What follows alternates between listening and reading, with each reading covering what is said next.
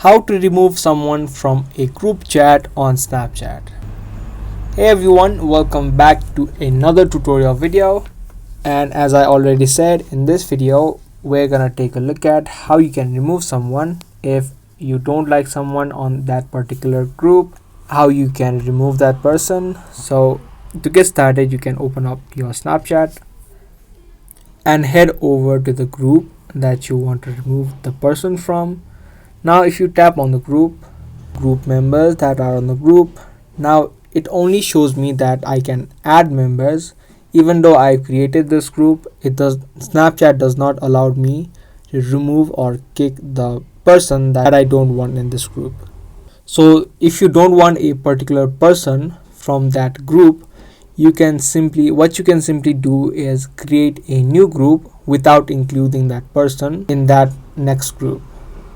So you can add all the members that are in this group, excluding the person that you want to remove, and that way you would not include the person in that group.